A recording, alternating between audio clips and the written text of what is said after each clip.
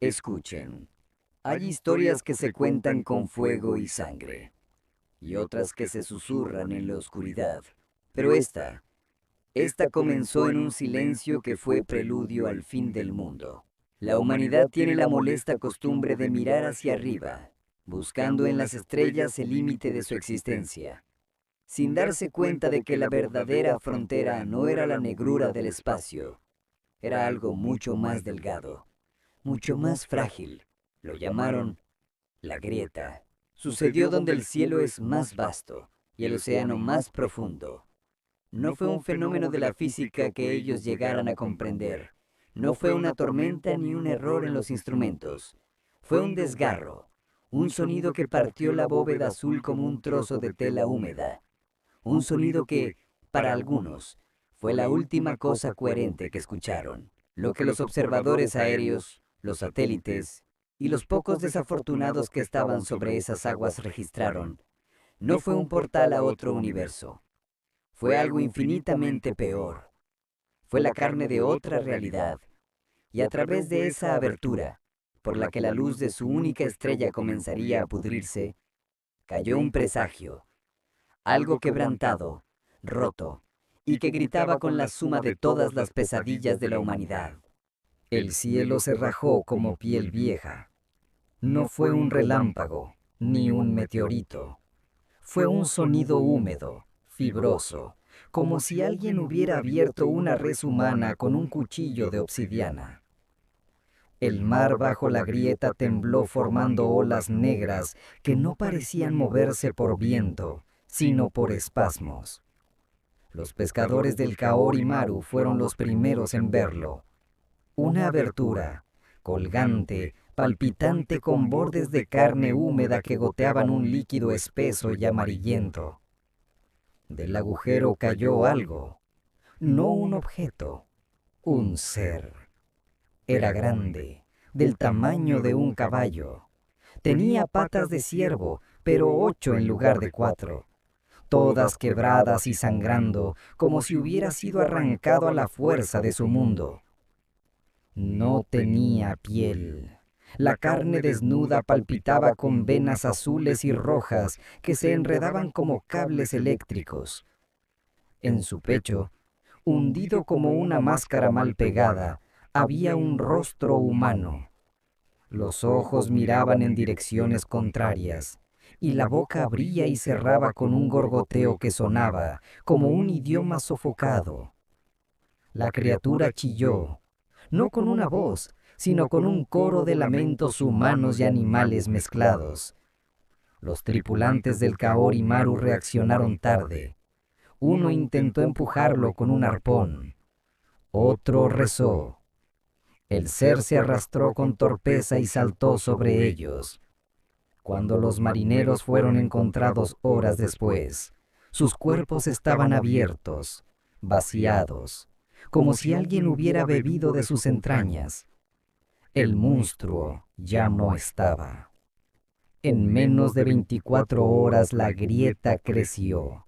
Los satélites captaron que no era simplemente un agujero en el cielo, era un puente hacia otra atmósfera. Lo que había al otro lado era un planeta casi idéntico a la Tierra, pero cubierto de niebla roja y de estructuras que parecían árboles y huesos al mismo tiempo. Un ecosistema vivo, palpitante, que respiraba con cada ráfaga de viento. Y por ese puente comenzaron a caer más cosas. Pájaros sin plumas con alas membranosas que chorreaban sangre. Lobos con bocas en lugar de ojos que olfateaban el aire con lenguas bífidas. Seres humanoides encorvados, con brazos alargados y garras negras, que se movían como insectos, pero gritaban con voces infantiles. El mar se llenó de cadáveres. Las costas se tiñeron de rojo. Las ciudades cercanas cerraron puertos y aeropuertos. Los gobiernos negaron todo, pero era imposible ocultarlo. La otra tierra había comenzado a invadir. Los primeros choques fueron desastrosos. En las playas de Filipinas, Criaturas cuadrúpedas del tamaño de tanques se arrastraron fuera del agua, cubiertas de espinas y con cabezas que parecían cráneos humanos fusionados en masa. Los fusiles apenas las frenaban. La carne se regeneraba, pegándose como gelatina. Los soldados disparaban hasta vaciar cargadores enteros y aún así veían cómo los monstruos se levantaban de nuevo. En Japón, la grieta se replicó. El cielo se abrió sobre Osaka. Una lluvia de pequeños insectos con rostros humanos descendió sobre la ciudad. Sus cuerpos eran frágiles, fáciles de aplastar, pero al morir liberaban una baba ácida que corroía metal y carne con igual facilidad. Calles enteras se derritieron en una sola noche. Las transmisiones de emergencia eran caóticas. Gritos, explosiones, el llanto de niños mezclado con el chillido de criaturas que parecían burlarse de las voces humanas. El mundo entró en pánico. No era una guerra entre naciones. Era una guerra contra un ecosistema completo. Una tierra paralela que había encontrado la manera de cruzar y que se expandía como una plaga. La humanidad respondió como siempre lo había hecho, con fuego. Bombardeos masivos en las costas del Pacífico, misiles nucleares lanzados en secreto contra las grietas, ciudades enteras arrasadas para evitar que las hordas avanzaran. El cielo se volvió negro. El olor a carne quemada, humana y monstruosa, se mezcló con el humo de edificios en ruinas. Los sobrevivientes describieron paisajes donde ya no había diferencia entre cuerpos humanos y animales deformes. Todos eran montañas de carne fundida, irreconocibles. Pero las grietas no se cerraban. Al contrario, cada explosión parecía ser las más grandes, más hambrientas.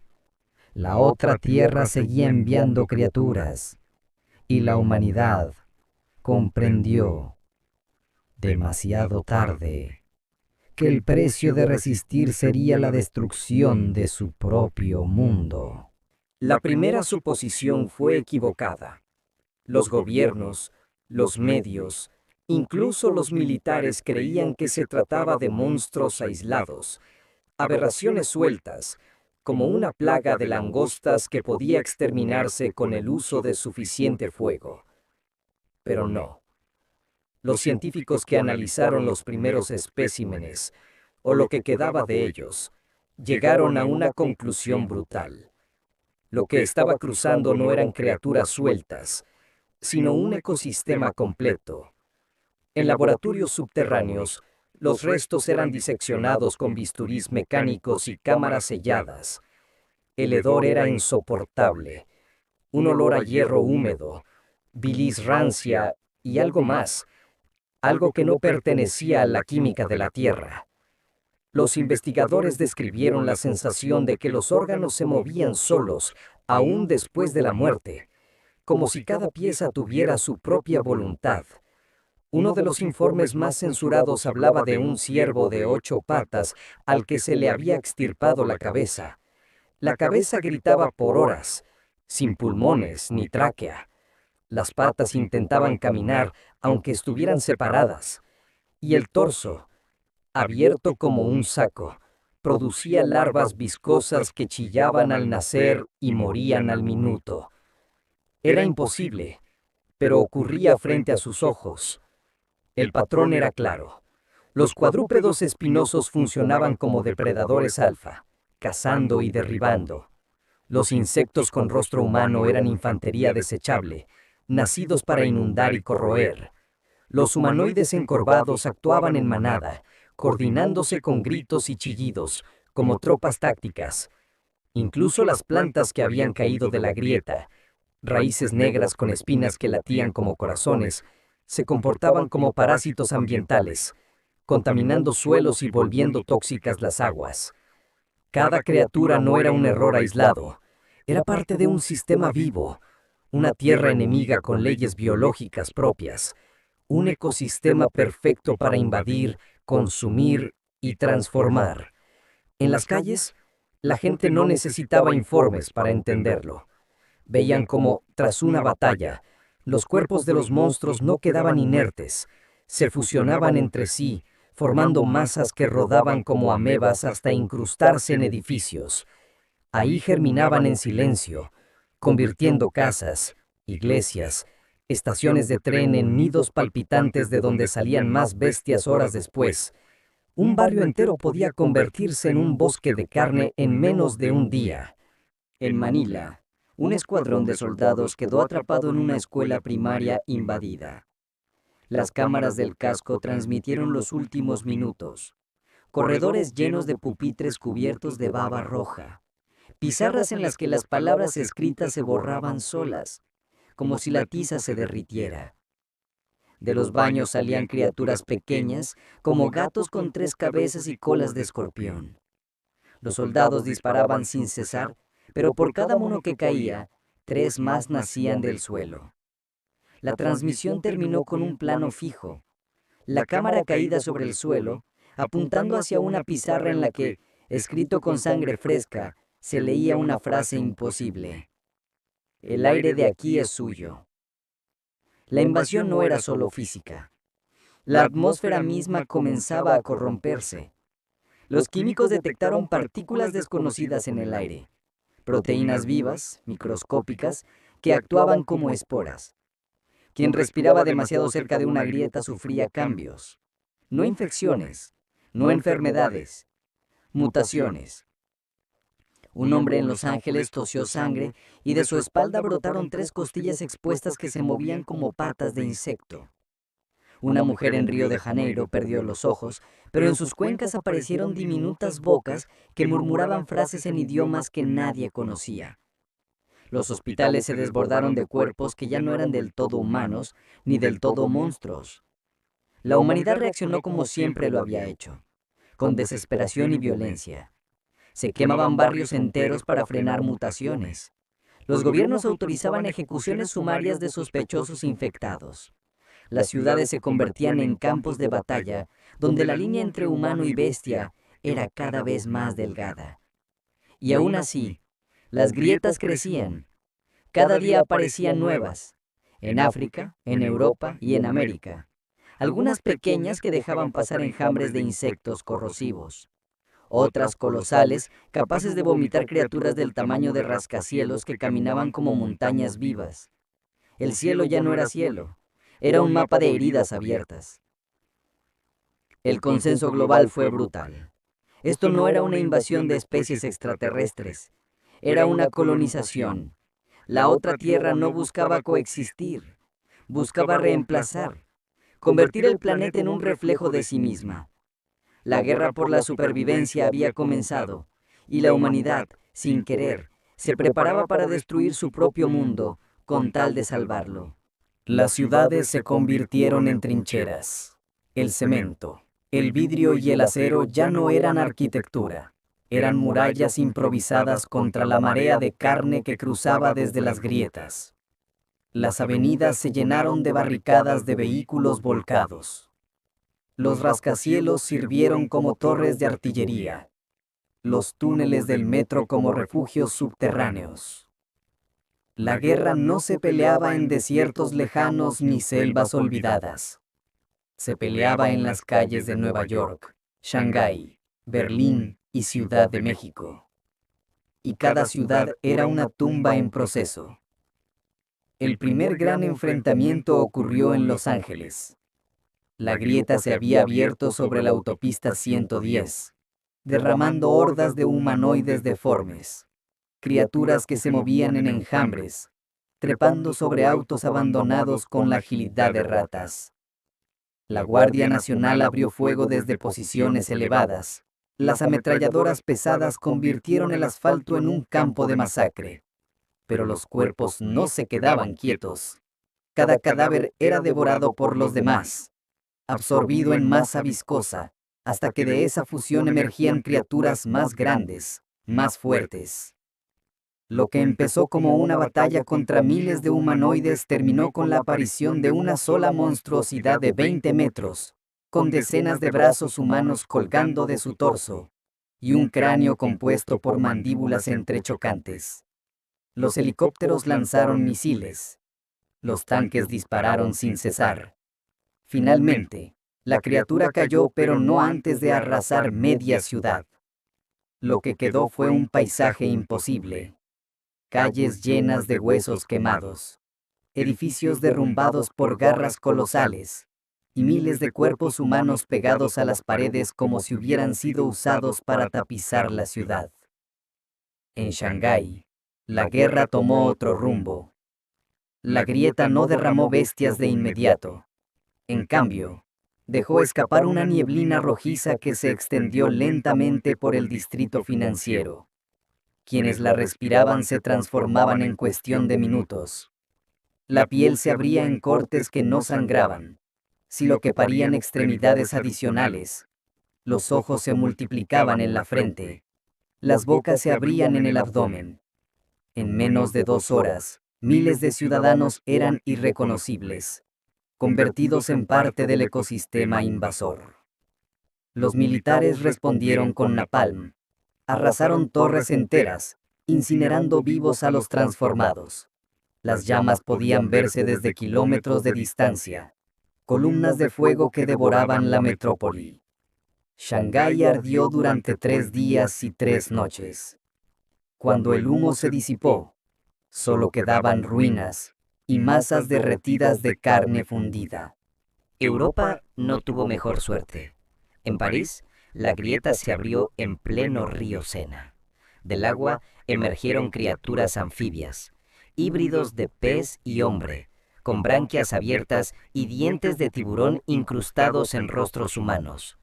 Se movían en enjambres silenciosos, acechando bajo el agua y arrastrando a los civiles a la profundidad. La Torre Eiffel fue fortificada como puesto de artillería.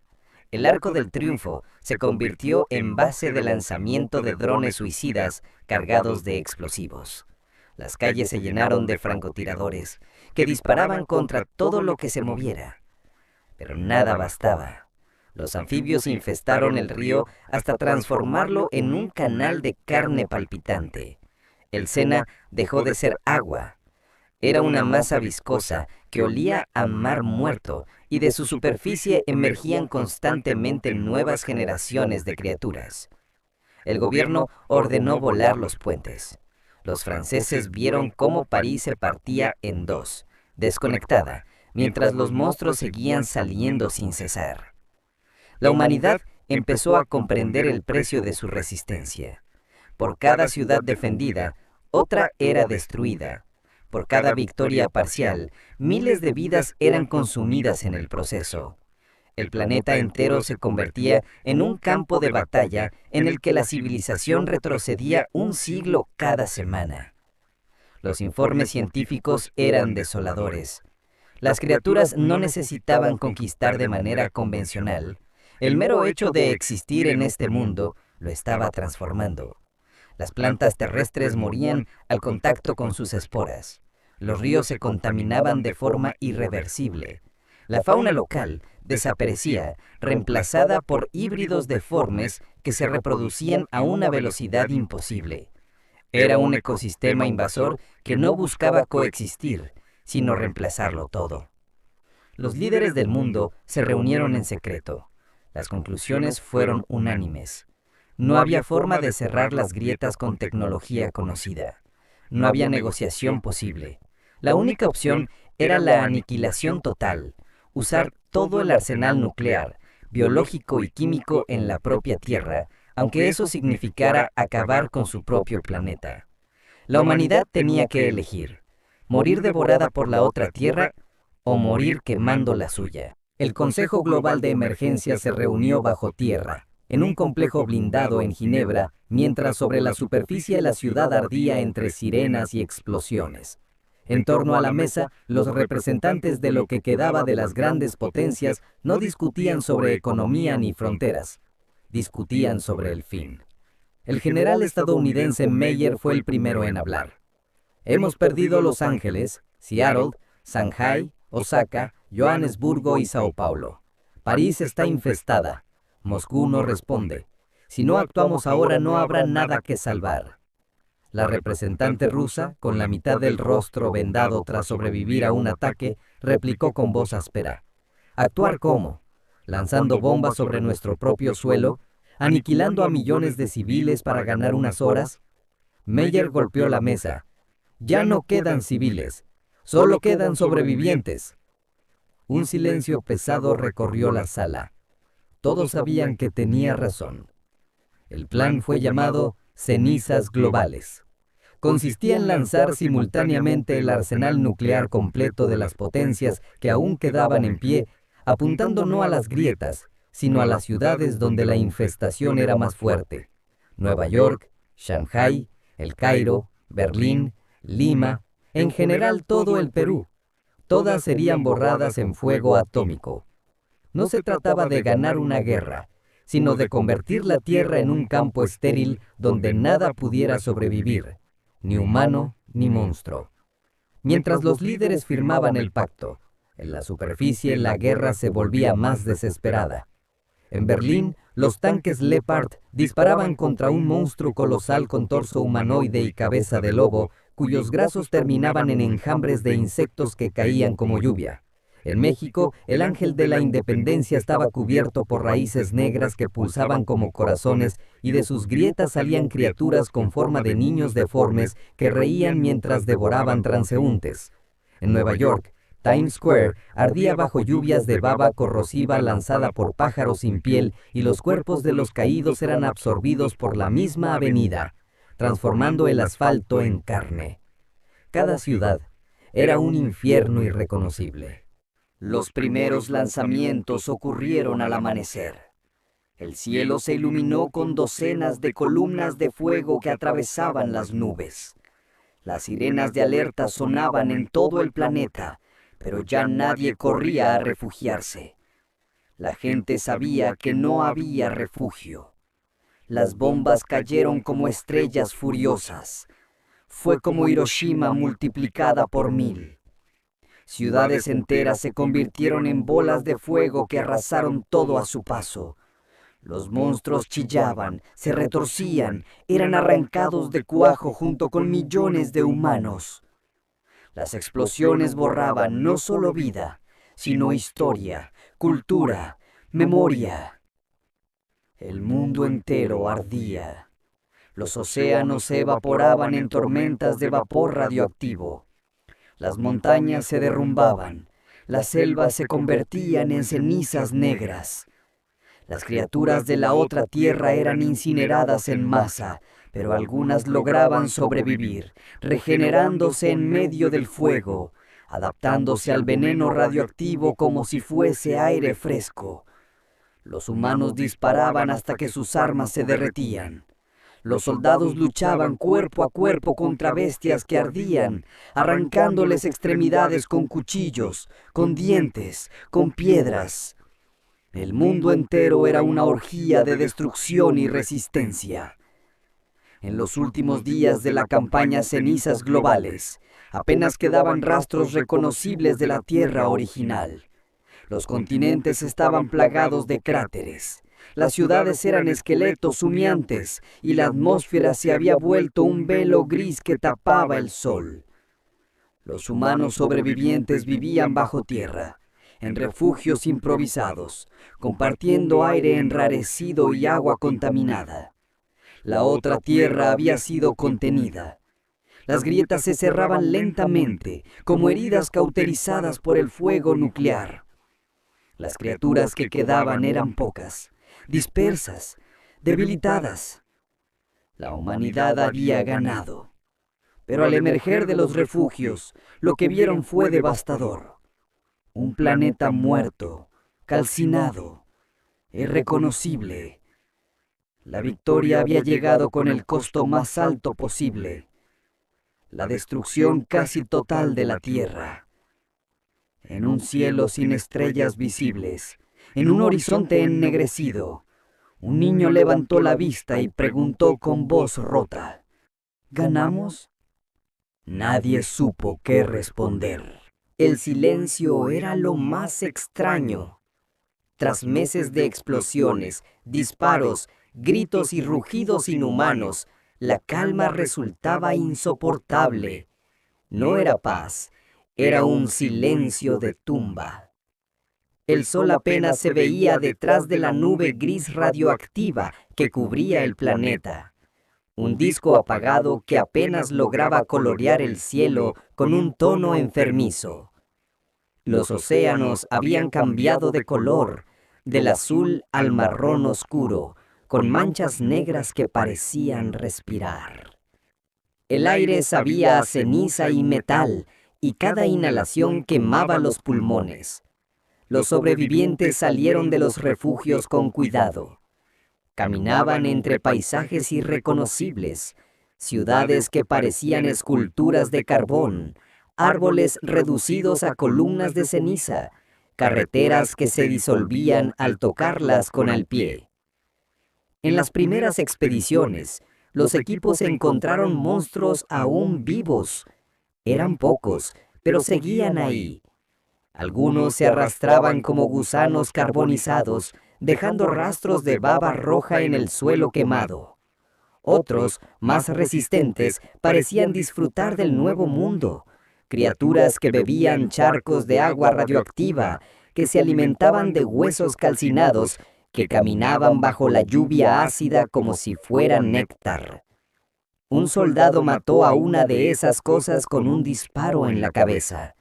Pero al acercarse, vio que del cráneo roto emergían pequeños insectos translúcidos que salieron volando y se incrustaron en su piel. El soldado gritó, se arrancó pedazos de carne con sus propias manos y al día siguiente fue encontrado convertido en una masa sin forma, con brazos humanos saliendo en todas direcciones. El mensaje era claro.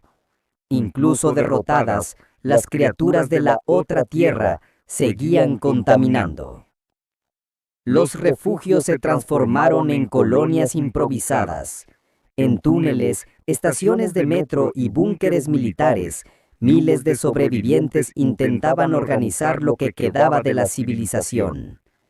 Había escasez de todo, de oxígeno limpio, agua potable, comida no envenenada. Muchos murieron envenenados al consumir carne animal que había mutado bajo el nuevo ecosistema. Otros simplemente se rindieron, caminando hacia la superficie tóxica hasta desaparecer en el horizonte gris. Los gobiernos ya no existían. Los consejos globales habían sido borrados junto con las ciudades que representaban. Lo que quedaban eran facciones de militares, grupos de científicos y comunidades civiles que se negaban a desaparecer. En uno de los refugios de los Montes Urales, la doctora Ivana Koval observaba a un niño dormir. El pequeño respiraba con dificultad. Cada bocanada era un esfuerzo, como si el aire se negara a entrar en sus pulmones. Lo más inquietante era que en su pecho se escuchaban sonidos que no eran humanos. Un gorgoteo, un clic, un eco que recordaba el canto de las criaturas que habían cruzado la grieta. El niño abrió los ojos y en sus pupilas se reflejó algo que no correspondía a la biología humana. No era maldad, no era bondad, era algo nuevo. Las noches eran lo peor. El mundo ardido producía sonidos indescriptibles, crujidos bajo la tierra, respiraciones en el viento, luces que parpadeaban en el horizonte como ojos titánicos. A veces los sobrevivientes escuchaban pasos gigantes, aunque nadie podía ver qué los producía. Otros afirmaban ver siluetas humanas enormes caminando entre las ruinas, observando desde lejos como si algo estuviera reconstruyéndose lentamente a partir de lo que quedaba del planeta. Algunos grupos comenzaron a cuestionarse. ¿Habían ganado realmente? Sí, las grietas estaban cerradas. Sí, la invasión había sido contenida. Pero la Tierra ya no era la misma. El costo había sido convertir al planeta en un cementerio ardiente, donde cada metro cuadrado era sospechoso de estar contaminado. La humanidad había ganado, pero había destruido su hogar. El capitán Ramírez, veterano de las batallas en Ciudad de México, lo dijo con crudeza frente a su unidad diezmada. Ganamos la guerra, sí, pero perdimos la tierra. Y eso significa que en realidad no ganamos nada. En los meses siguientes la población mundial se redujo a menos de 50 millones. Mayormente eran soldados, científicos y niños que habían tenido la suerte de nacer en refugios durante los últimos meses de la guerra. Todos sabían que la humanidad seguiría existiendo, pero sería una sombra de lo que fue. Un recuerdo flotando en un planeta muerto. Y entonces, una señal apareció. No era de radio terrestre, no era eco de satélites muertos, era un pulso rítmico, constante, proveniente de lo alto de la atmósfera, un patrón artificial, imposible de confundir. La humanidad, al borde de la extinción, levantó la vista y comprendió algo que heló hasta la última esperanza. Alguien más estaba escuchando. El primer pulso fue detectado en Alaska. Un viejo radar militar, medio enterrado en hielo, lo captó en una frecuencia que llevaba años inactiva. El técnico que lo escuchó pensó que era un fallo, un golpe repetitivo, como un tambor lejano. Pero el pulso se repitió en intervalos perfectos, cada 12 segundos. Las estaciones que aún quedaban en todo el mundo detectaron lo mismo. Incluso los equipos improvisados de radioaficionados lo captaban, rebotando en antenas oxidadas o en simples alambres colgados al viento. Era imposible ignorarlo. Alguien estaba enviando un mensaje. En el refugio de los Urales, la doctora Ivana Koval reunió a los científicos restantes. Escucharon la grabación con auriculares toscos. Al principio era solo un golpe seco, metálico. Pero al ralentizarlo, surgió algo más, un murmullo, voces superpuestas. No eran palabras humanas, pero tampoco eran ruido aleatorio. Es un idioma, dijo Ivana con voz hueca. No nuestro, pero estructurado. Uno de los lingüistas, demacrado y con la piel marcada por quemaduras químicas, intentó analizar los patrones. Descubrió algo escalofriante. Los pulsos no estaban dirigidos al planeta, estaban dirigidos hacia afuera, hacia el espacio. Era un faro, una señal de ubicación, como si la otra Tierra, antes de ser aniquilada, hubiera dejado una marca en nuestro planeta. En un refugio en Texas, un grupo de soldados discutía lo mismo frente a una radio crepitante. Uno de ellos, borracho, lo dijo sin rodeos. Ganamos la guerra, pero ahora saben dónde estamos. La frase se extendió como un veneno, de boca en boca, de refugio en refugio. La señal no era esperanza, era una sentencia. No pasó mucho tiempo antes de que se vieran luces en el cielo, primero débiles, como estrellas que parpadeaban en posiciones erráticas. Después, más intensas, alineándose en formaciones imposibles para la tecnología humana. Algunos pensaron que eran satélites que aún orbitaban. Otros supieron la verdad de inmediato. No eran satélites, eran miradas. Una noche, los sobrevivientes de Londres salieron a la superficie para recolectar agua de lluvia radioactiva. Al mirar hacia el cielo, vieron un disco negro ocultando la luna. No era un eclipse. El disco se movía, proyectando sombras dentadas sobre la tierra. Uno de los niños señaló con el dedo y dijo con voz helada: ¡Eso nos está mirando! Los adultos no supieron qué contestar. El silencio se hizo insoportable hasta que una carcajada histérica rompió la calma. Era un soldado que gritó: ¡Lo logramos! Sobrevivimos a la otra tierra solo para llamar a algo peor. Nadie lo desmintió. Los refugios comenzaron a fracturarse en ideologías. Algunos creían que la señal debía responderse, que quizá fuera una oportunidad de negociar, de buscar ayuda. Otros estaban convencidos de que el contacto significaría el fin inmediato de los pocos sobrevivientes que quedaban. Hubo asesinatos, hubo purgas. En varios refugios, los grupos que defendían responder la señal fueron masacrados por sus propios vecinos. En otros, los contrarios fueron los que acabaron colgados en las entradas como advertencia. La humanidad, incluso al borde de la extinción, seguía peleando contra sí misma. Una madrugada, Ivana recibió un informe inquietante. En el subsuelo de Moscú, los sensores habían detectado actividad.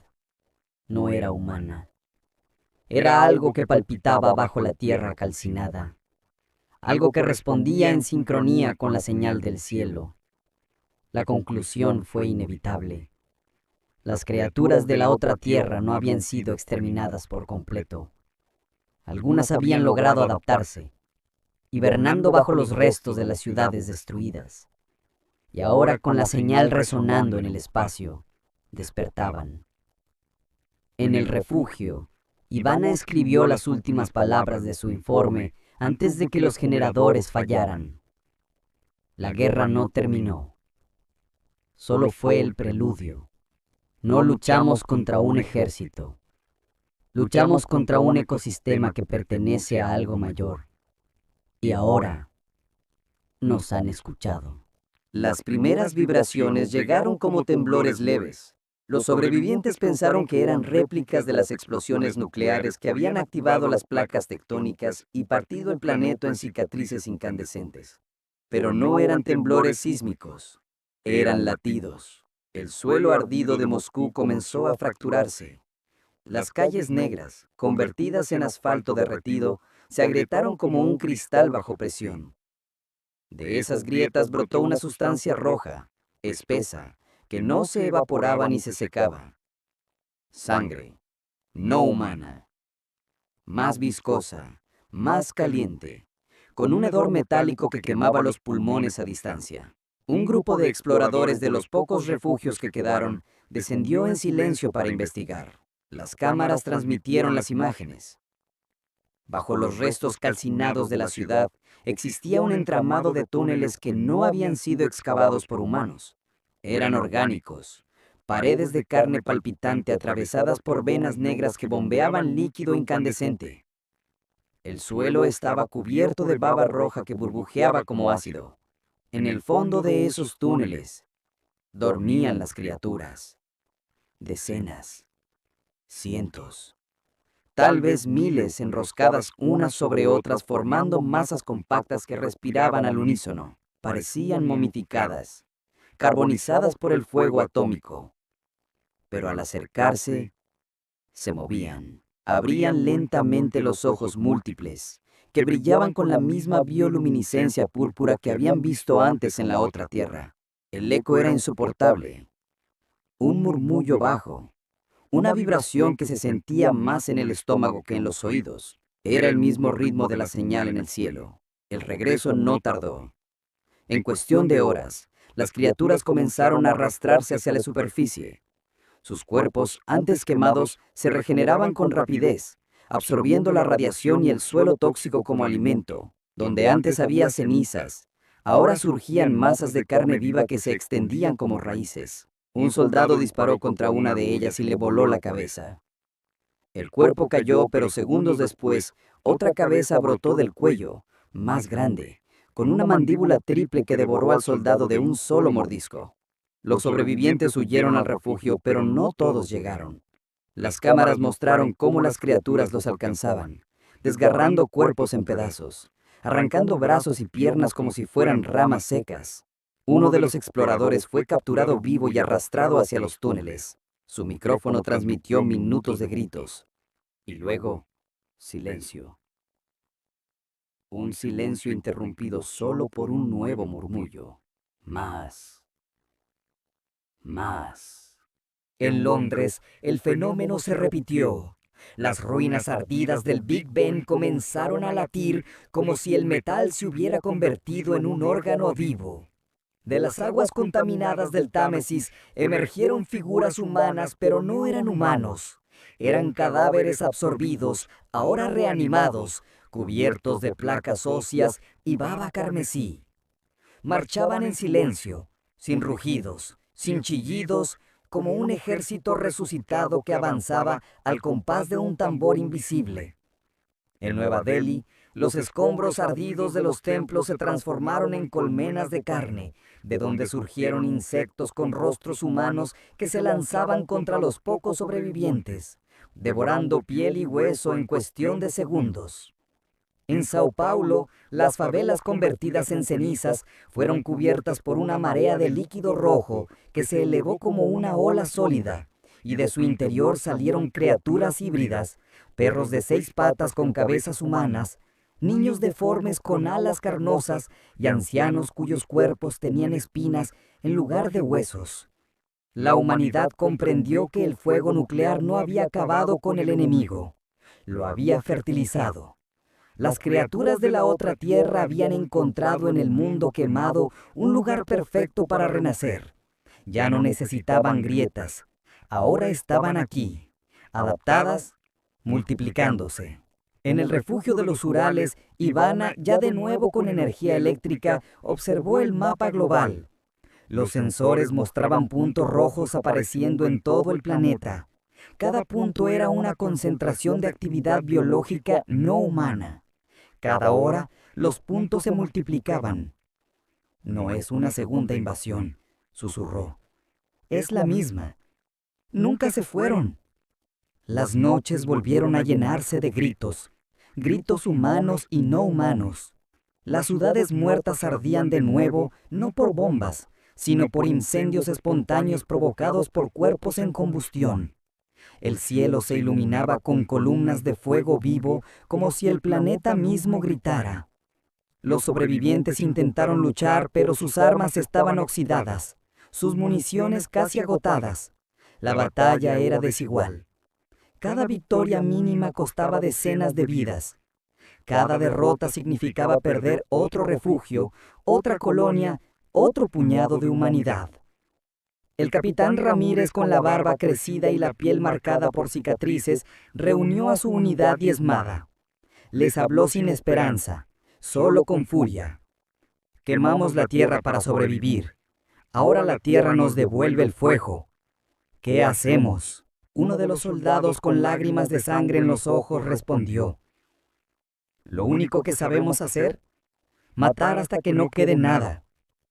El regreso de la carne había comenzado, y esta vez no habría planeta que quemar para detenerlo. El mundo ya no estaba dividido en países, ni en culturas, ni en lenguas.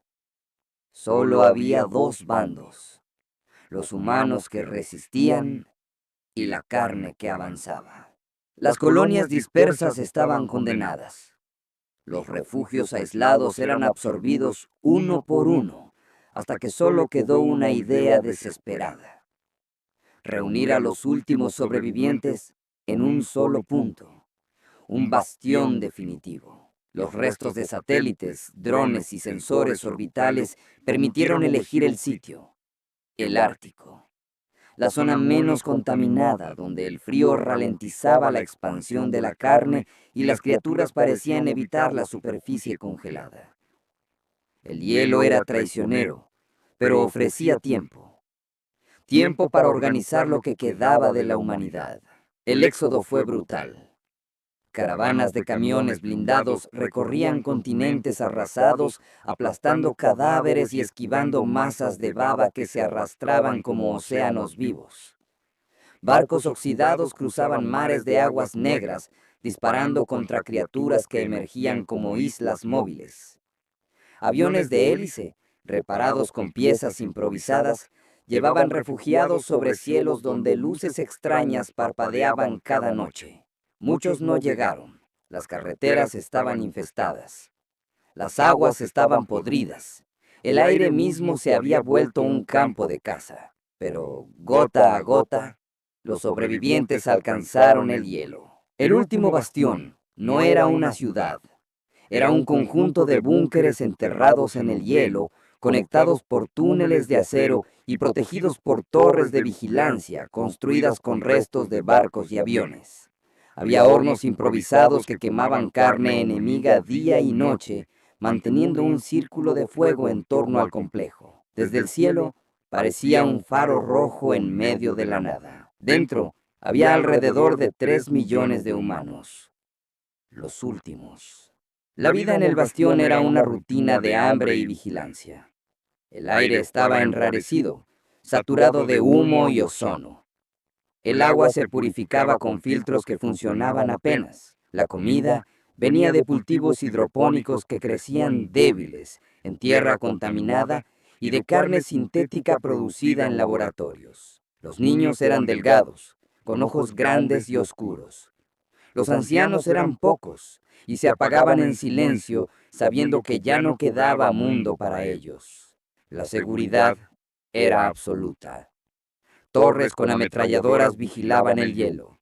Soldados patrullaban los túneles. Cada grieta, cada sombra, cada ruido era motivo de alarma. El capitán Ramírez había sobrevivido a demasiadas batallas para creer en victorias fáciles. En las reuniones con los líderes militares, su voz era siempre la misma. No nos defendemos, solo compramos tiempo. La carne vendrá, siempre viene. Y tenía razón. Una noche, mientras la aurora boreal pintaba el cielo de verde y rojo, los sensores detectaron movimiento bajo el hielo. Al principio pensaron que eran fallas sísmicas, pero pronto aparecieron sonidos, golpes sordos, crujidos, respiraciones. La carne estaba acabando. No necesitaba atacar desde afuera, podía surgir desde abajo. Las alarmas sonaron. El bastión entero entró en estado de guerra. Las torres disparaban hacia el hielo, haciendo estallar columnas de vapor. Los soldados lanzaban cargas explosivas en grietas que palpitaban como heridas abiertas. El suelo tembló. El hielo se quebró en decenas de kilómetros a la redonda, y de esas fracturas surgieron las criaturas. No eran enjambres pequeños, no eran bestias individuales, era un ejército completo. Humanoides deformes que caminaban como arañas, criaturas colosales con piel traslúcida que dejaba ver órganos palpitando en su interior, masas de tentáculos que arrastraban vehículos enteros al vacío, incluso aves de carne, enormes, que batían alas sangrantes sobre el bastión, lanzando lluvia ácida desde el aire. El hielo se tiñó de rojo. Las torres disparaban sin cesar, ametralladoras vomitando fuego contra un mar de cuerpos que nunca terminaba. Los cañones improvisados tronaban, derribando monstruos gigantescos que caían sobre el hielo y lo partían en pedazos. Los soldados gritaban mientras sus cuerpos eran arrancados, aplastados, devorados.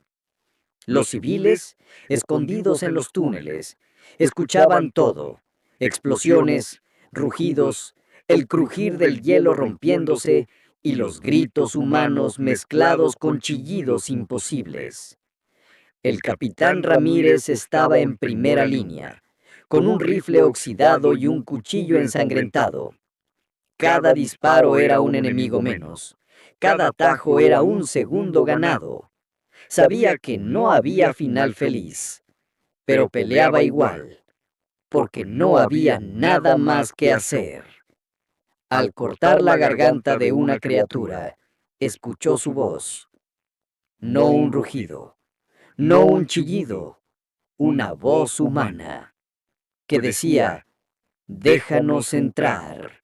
El capitán se congeló, miró alrededor, y todas las criaturas al unísono repetían la misma frase con miles de bocas deformes: «Déjanos entrar». El bastión no durmió. El ataque comenzó al caer la aurora y se extendió hasta que el cielo mismo se volvió rojo. El hielo, antes blanco, estaba teñido por la sangre y la baba de miles de criaturas que se estrellaban contra las murallas y los túneles como olas vivas. Las torres de defensa ardían una tras otra. Las ametralladoras se derretían por el calor de tanto disparo. Los soldados recargaban con manos ensangrentadas, sabiendo que cada bala era la última para alguien. La primera línea cayó en menos de una hora. Las criaturas perforaron los muros externos con cuerpos que actuaban como taladros de hueso. El hielo se partía en bloques gigantescos que flotaban en un mar rojo de baba hirviente. Sobre esos bloques avanzaban las bestias, una tras otra, como si el océano mismo las empujara hacia el bastión. Un enjambre de aves carnosas oscureció el cielo.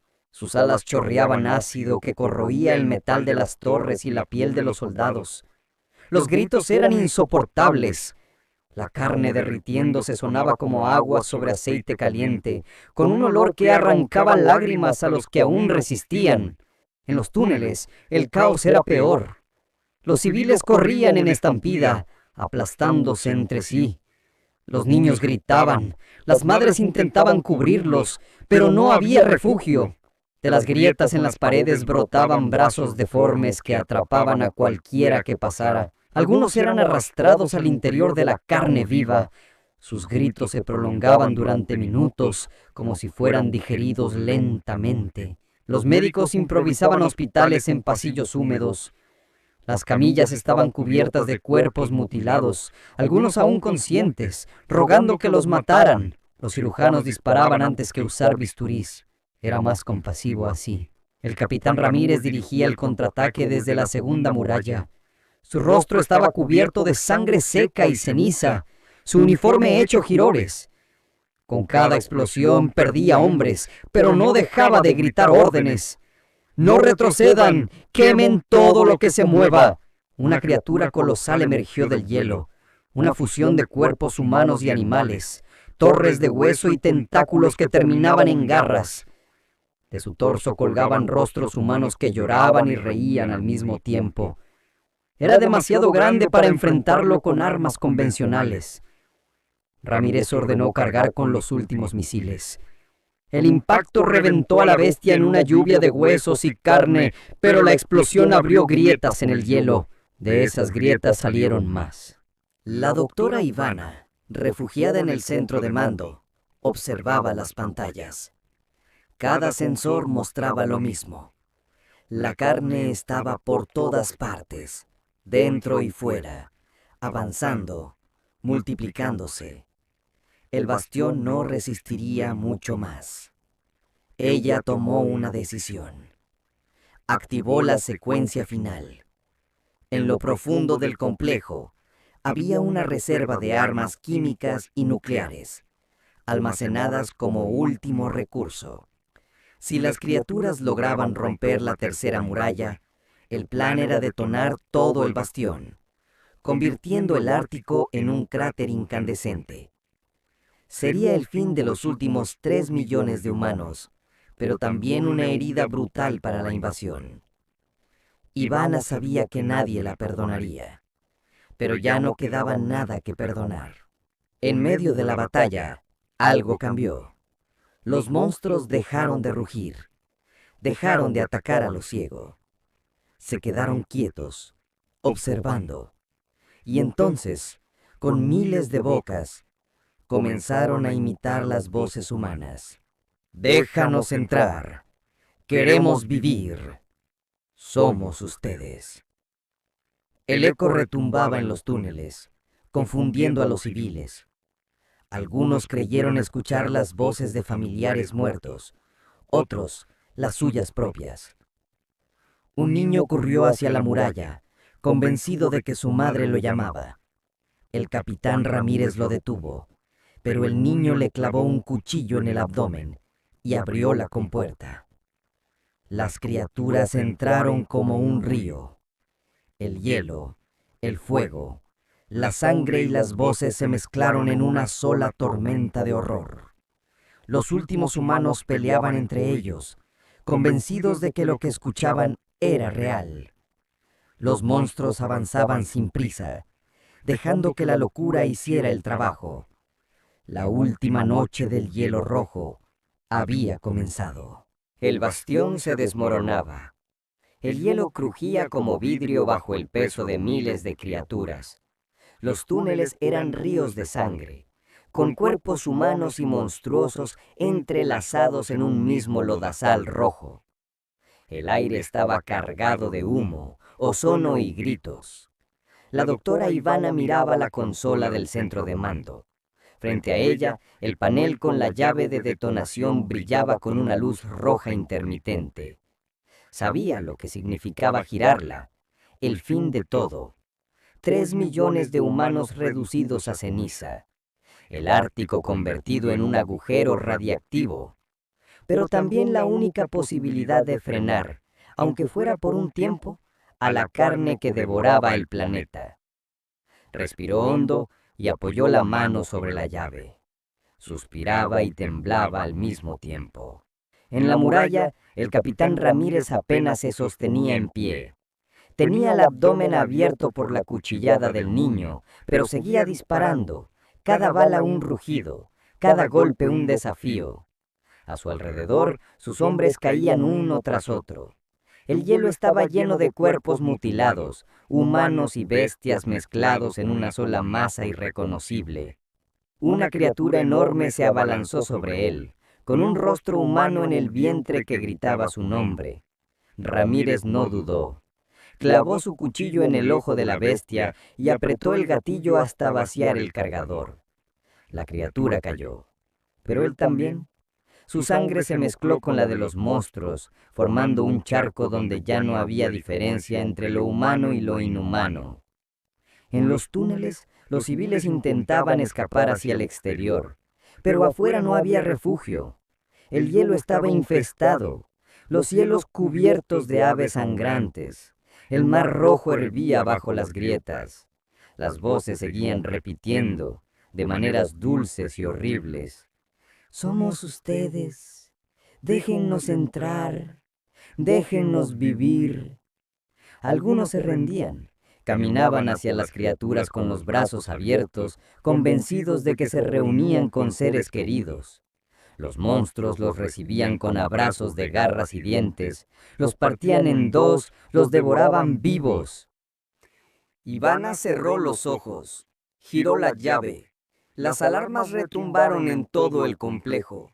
Una cuenta regresiva comenzó en las pantallas. 3 minutos. 2 minutos con 59 segundos. 2 minutos con 58 segundos. La detonación final estaba en marcha. Los soldados que aún quedaban recibieron la orden por radio. Algunos dejaron de luchar y se arrodillaron, rezando. Otros cargaron contra las criaturas con la furia de quienes saben que nada queda por perder. Los civiles gritaban, corrían, buscaban salidas que ya no existían. El bastión entero se convirtió en un caos absoluto. En los últimos segundos, Ivana se quedó sola en la sala de mando. Escuchaba el retumbar de las criaturas acercándose, los golpes en las puertas de acero, el eco de miles de voces que ahora repetían su nombre. «Ivana, Ivana, Ivana». Abrió los ojos y miró la cuenta regresiva. 10 segundos. 9 segundos. 8 segundos. La puerta del centro de mando se abolló con un golpe brutal. Una garra atravesó el metal y goteó baba roja sobre el suelo. 5 segundos. 4 segundos. 3 segundos. La garra se abrió paso, arrancando pedazos de la puerta. Detrás, un rostro humano deformado sonrió con una boca triple. 2 segundos. 1 segundo. Ivana exhaló y susurró: «Que arda todo». La explosión fue indescriptible. Un sol nació en el Ártico, devorando hielo, carne, metal y hueso por igual. El bastión desapareció en un instante, convertido en cenizas radioactivas. El fuego se elevó hasta el cielo, visible desde miles de kilómetros de distancia, un faro ardiente en un mundo muerto. Los pocos sobrevivientes dispersos en otros refugios vieron la luz en el horizonte y comprendieron que el último bastión había caído. Cuando el resplandor se apagó, el Ártico era un cráter negro. No quedaba nada humano allí, pero en las orillas del cráter algo se movía. Trozos de carne carbonizada, aún vivos, arrastrándose lentamente, uniéndose, regenerándose. La humanidad había encendido su última llama, pero la carne no se extinguía. El fuego del Ártico se extinguió en silencio. El cráter seguía humeando días después, un agujero negro que parecía respirar bajo la nieve contaminada. Nadie sobrevivió allí. El último bastión había sido borrado del mapa, pero la carne seguía moviéndose. Pequeños fragmentos carbonizados se arrastraban por el hielo, dejaban rastros rojos en la nieve. Se unían entre sí, como gusanos buscando unirse en un solo cuerpo. Era lenta, era débil, pero no estaba muerta. En los refugios lejanos, la noticia llegó como un susurro. Los pocos sobrevivientes que quedaban, miles apenas, supieron que ya no existía un centro, ni una organización, ni un plan.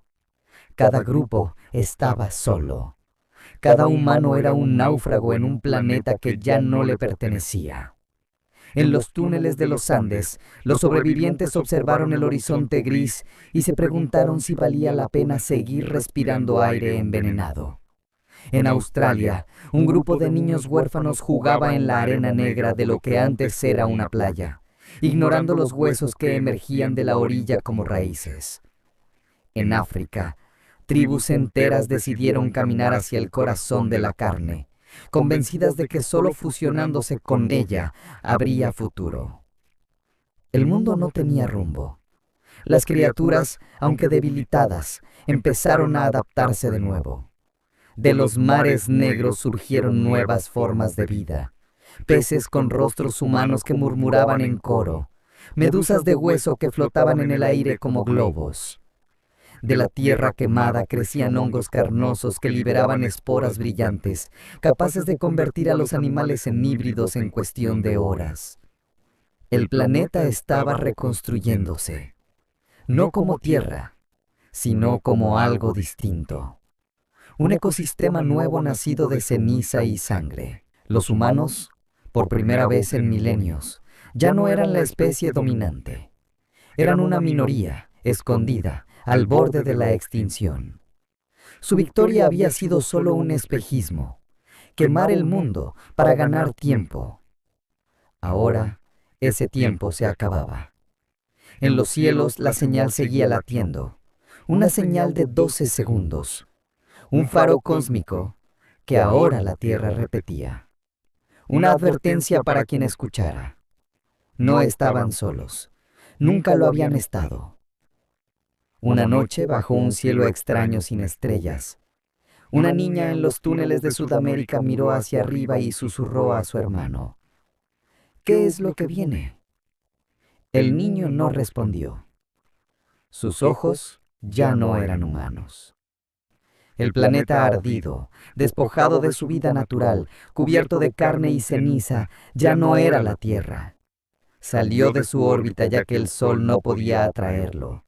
Y poco a poco, la nueva Tierra por sí sola se convirtió en un planeta errante. Transmisión recibida. Has llegado al final de esta frecuencia, pero la señal de radio Sci-Fi 88.7 nunca se detiene.